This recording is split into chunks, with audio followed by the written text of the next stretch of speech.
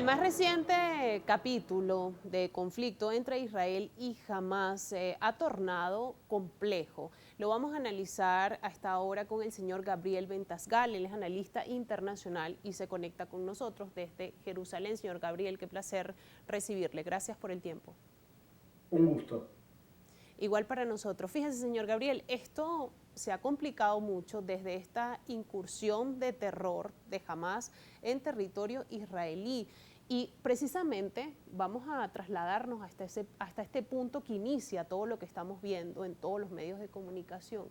¿Por qué a Hamás se le ocurre realizar esta incursión tan violenta, tan sangrienta en territorio israelí? Porque primero que ideológicamente jamás considera que ningún reino, estado independiente, judío o cristiano puede habitar en la tierra santa del Islam. Existe una sola verdad y esa es la verdad del Islam. Por lo tanto, judíos y cristianos pueden llegar a vivir con musulmanes, pero en un estatus inferior que se conoce como dhimmi. El dhimmi puede vivir y por eso si entendemos esto se puede también comprender por qué ISIS o Al-Qaeda persiguen a los cristianos en forma habitual o por qué prácticamente no quedan cristianos en Belén, en Nazaret, donde hay un poco menos, porque es complicado vivir cuando el Islam considera que las demás religiones deben ser sometidas. Entonces, esto es lo que piensa el radicalismo islámico. Eso por un lado. Y por otro lado, un convencimiento por parte de Hamas que Israel era débil por las discusiones internas que estaban teniendo en torno a la reforma judicial. Y una seguridad excesiva, creo yo, por parte de Israel en las medidas de seguridad con las que contaba para enfrentar un ataque del Hamas. Tenía una alambrada de seguridad muy buena y un sistema antimisiles excelente. Creo que se confiaron demasiado y por lo tanto Hamas aprovechó planificando una acción muy grande, atacando un día sábado que hay menos soldados y encima en fiesta. Era un golpe de efecto importante. Ahora bien, si analizamos un poco la situación para que nuestros televidentes entiendan, lo cierto es que Hamas desde el 2006-2007 controla la franja de Gaza. En este punto, ¿cómo entender el criterio de la población civil en este territorio a la luz del dominio que tiene Hamas en la franja de Gaza? Y por otro lado, ¿qué papel juega en todo esto la autoridad palestina? Muy bien, es una pregunta amplia y muy buena, pero vamos a decir lo siguiente, todo grupo radical islámico no es solamente la fuerza militar que vimos. Un grupo radical islámico tiene acción social, o sea, levanta escuelas, comedores públicos, tiene mezquitas, tiene una rama financiera, está implicado, por ejemplo, en tráfico de drogas. Entonces, es toda una forma de vida. El Hamas viene desarrollando eso desde los años 70-80. En un momento, ese grupo ideológico pasó una fase violenta y que fue en el año 88. Y se empezó a llamar Hamas, antes se llamaba Hermanos Musulmanes. El mundo islámico se divide en dos tipos de musulmanes en el Medio Oriente. Los que son radicales, o sea, Hamas, Hezbollah, Al-Qaeda, ISIS, y los que no son radicales. En esa división, la autoridad palestina no es radical y jamás sí es radical. Por los acuerdos de Oslo, todos los territorios palestinos tenían que ser gobernados por la autoridad palestina. Pero les hicieron un golpe de Estado y los echaron en el 2007. Entonces, la autoridad palestina gobierna en Cisjordania, pero jamás intenta todo el tiempo derrocarlos. Al echarlos, lo que pide la autoridad palestina es que le devuelva al Hamas ese territorio. Y por lo tanto, no dice absolutamente nada cuando Israel ahora está a punto de entrar a una guerra con el Hamas. Está disfrutando la autoridad palestina que Israel hace el trabajo que ellos no pueden hacer.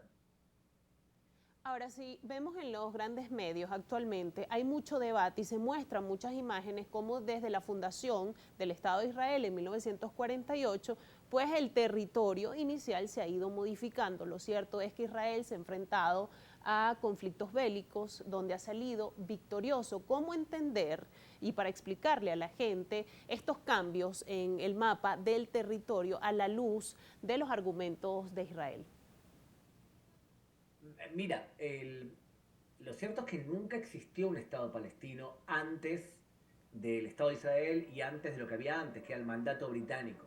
Los británicos gobernaron entre las dos guerras mundiales el territorio. Existía un imperio, que era el Imperio Otomano. Y los que vivían adentro se llamaban árabes.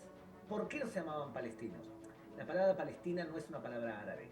Tú hablas con un árabe y no puede pronunciar la P inicial en la palabra.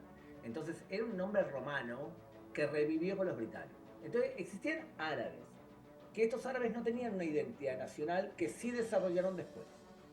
Lo que ocurrió fue que la ONU decidió dividir los terrenos en un estado árabe, nunca nombró la palabra Palestina, y un estado judío. Los árabes atacaron al estado judío para destruirlo. Como resultado de ese ataque, Israel quedó en una zona determinada, Jordania se comió Cisjordania y Egipto se comió la Franja de Gaza. Volvieron a atacar nuevamente en el año 67, la guerra de los 6 días. Esta vez no solamente perdieron también territorio, perdieron todo Cisjordania, Jerusalén, la Franja de Gaza, el Sinai, las alturas del Golán a Siria. Y entonces Israel lo que decía es, nosotros nos quedamos con ese territorio, pero vamos a negociarlo en el marco de un acuerdo de paz.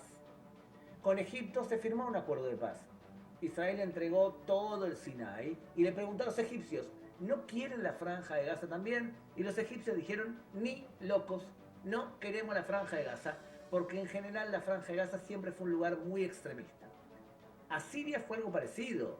Cuando se firme la paz con Siria es probable que Israel entregue las alturas del Golán. Con los palestinos se firmó un acuerdo intermedio llamado el Acuerdo de Oslo. O sea que cuando alguien te muestra un mapa y dice cómo se fue comiendo el Estado de Israel el territorio palestino, y bueno, miente desde el principio porque nunca existió un Estado palestino. Entonces, todo está en una manipulación que cualquier historiador medio sabe que no es así como lo muestran. Yo creo que esa explicación está bien para alguien que piensa que los conflictos son por tierras, materiales, por agua, por petróleo. O sea, alguien que no conoce el Medio Oriente y que lo que hace es traducir un conflicto al idioma que le queda cómodo a él o al idioma que te enseñan en ciertas universidades. En el Medio Oriente, ¿querés entender Medio Oriente? Tienes que aprender religiones, tienes que aprender clanes, tienes que aprender tribus. O sea, Medio Oriente es religioso. Y el conflicto actual entre el Hamas e Israel es un conflicto religioso. Por más que a muchos, por ejemplo, manifestantes materialistas, que te muestran el mapita que no les convenga, el Hamas, cuando está a punto de matar a un judío, no grita ocupación, ocupación, Yankees go home. El Hamas grita Allahu Akbar. Y Allahu Akbar es una frase que tiene que ver con la religión islámica y dice Alá es el más grande entre todos los dioses. Por lo tanto, aquel que te explique que el conflicto es por territorios te está traduciendo un conflicto que probablemente no entienda. Señor Gabriel, le voy a pedir que se quede conectado con nosotros. Yo tengo que hacer una pausa en este segmento y al regreso me gustaría que habláramos de la situación geopolítica del conflicto. Estamos analizando aspectos históricos del conflicto entre Israel y Hamás, este reciente capítulo tras esta incursión sangrienta que realizara Hamás, esta organización catalogada como terrorista por la Unión Europea, por Estados Unidos, por Canadá, que además afectó y dejó un saldo de 1.200 israelíes fallecidos. A raíz de esta incursión, Israel responde y bombardea puntos estratégicos en la Franja de Gaza. Al regreso seguimos analizando este conflicto, hacemos una pausa y ya regresamos.